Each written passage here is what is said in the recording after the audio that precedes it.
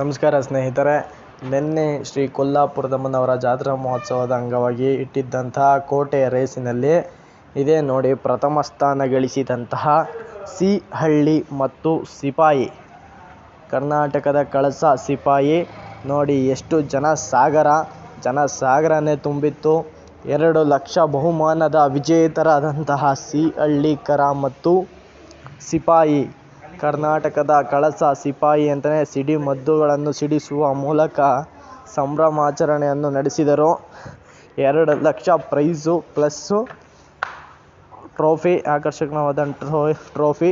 ಅದಕ್ಕಿಂತ ಎಷ್ಟೋ ಜನರ ನಿದ್ದೆಗೆಡಿಸಿದ್ದು ಈ ಜನಸಾಗರ ಅಭಿಮಾನಿ ಬಳಗ. ಈ ಅಭಿಮಾನಿ ಬಳಗನ ನೋಡಿದ್ರೇ ಖುಷಿಯಾಗುತ್ತೆ. ಸಾವಿರಾರು ಜನಗಳು ಸೇರಿದರು ಎತ್ತನ್ನ ನೋಡೋಕ್ಕೆ. ಮಾತ್ರ ತುಂಬ ಚೆನ್ನಾಗಿ ನಡೀತು ರೇಸು.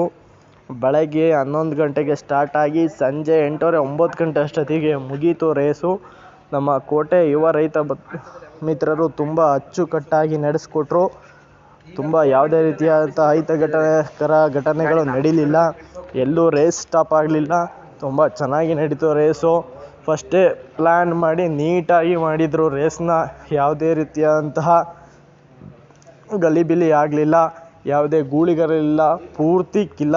ಪೂರ್ತಿ ಹಳ್ಳಿಕರ್ ತಳಿಯ ರೇಸ್ ಆಗಿತ್ತು. ತುಂಬ ಚೆನ್ನಾಗಾಗಿತ್ತು. ಬಂದಂತಹವರೆಲ್ಲ ಒಳ್ಳೊಳ್ಳೆ ಕಾಂಪಿಟೇಷನ್ನೇ ಇತ್ತು. ಎತ್ತುಗಳಿಗೆ ದೊಡ್ಡಮ್ಮ ಪಾರ್ಟಿಸಿಪೇಷನ್ ಮಾಡಿತ್ತು. ಮತ್ತು ಬ್ರ್ಯಾಂಡ್ ರಾಕಿ ಇತ್ತು ರೇಸಲ್ಲಿ.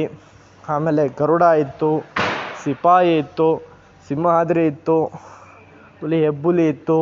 ಹೀಗೆ ಹಲವಾರು ಹೆಸರು ಮಾಡಿದಂತಹ ರಾಸುಗಳೇ ಇದ್ವು ಸುಮಾರು. ಅದರಲ್ಲಿ ನಮ್ಮ ಕರ್ನಾಟಕದ ಕಳಸ ಅಂತ ಹೆಸರು ಮಾಡಿದಂಥ ತೇಗೂರಿನ ಸಿಪಾಯಿ ಪ್ರಥಮ ಸ್ಥಾನವನ್ನು ಗಳಿಸುವ ಮೂಲಕ ಸಾವಿರಾರು ಜನರ ಪ್ರೀತಿಯನ್ನು ಗಳಿಸಿ 2 ಲಕ್ಷ ರೂಪಾಯಿ ಬಹುಮಾನಗಳನ್ನು ಗಳಿಸಿದಂತಹ ರಾಸು ಇದು. ನೋಡಿ ಜನಸಾಗರ ಎಷ್ಟು ತುಂಬಿ ತುಳುಕ್ತಾ ಇದೆ ನೋಡಿ. ಎತ್ತೇ ಕಾಣಿಸ್ತಾ ಇಲ್ಲ ಇದರಲ್ಲಿ, ಅಷ್ಟು ಜನ.